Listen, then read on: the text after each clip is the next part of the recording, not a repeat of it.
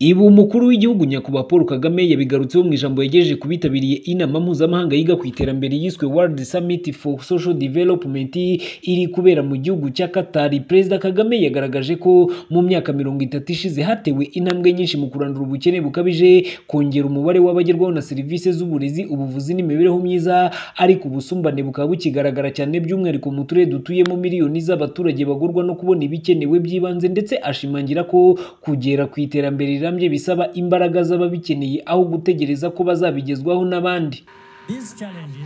Ibi bibazo si bishya, ariko guverinoma zacu ntizihuse bikwiriye mu kubikemura. Guteza imbere imibereho myiza ni urugendo rukomeza rusaba kujyana n'igihe. Ubu igikenewe ni ugukomeza mu cyerekezo cyiza, tukubakira ku byagezweho. Kubigeraho bizaterwa n'impamvu nyinshi, ariko icy'ingenzi ni ugukomeza kuzamura ubushobozi bw'abaturage, bikaba izingiro rya byose. Kugera ku iterambere rirambye nta wundi dukwiye kubikesha. Iyi nzira yagejeje u Rwanda ku iterambere. Imibereho myiza, uruhare rw'abaturage no kubazwa inshingano ni izingiro ry'uburyo bwacu bw'imiyoborere. Buri cyemezo gifashwe kijyanye na gahunda z'igihugu mu nzego zacu kijyanishwa no guteza imbere imibereho myiza. Perezida Kagame kandi yagaragarije abitabiriye iyi nama ko hakwiriye kubaho amavugurura mu mikoranire n'abafatanyabikorwa mpuzamahanga, kuko usanga abakomeye bakandamiza abanyantege nke.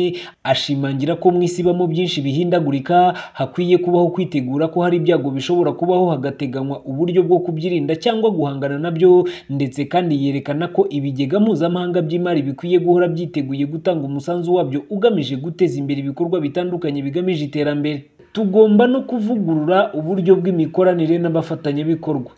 Akenshi ubufatanye mpuzamahanga burabogamye. Tugomba kuva ku mikorere ishaje iheza igice kinini cy'isi. Kugira ngo imikoranire mpuzamahanga y'ibihugu igende neza, bizasaba ko bitwarwa mu murongo utanga umusaruro ubarika kandi mu gihe kizwi, aho kuba amasezerano gusa. Niba koko dushaka iterambere ry'imibereho myiza, gahunda zikwiye kuba zihura n'ibikenewe mu bihugu byose, aho kuba mu bihugu bike. U Rwanda rwiteguye gukorana n'abafatanyabikorwa barwo bose mu kubaka ahazaza hadaheza. Ibarushimuwe Bihoki Keve Christian, BTN TV, i Kigali.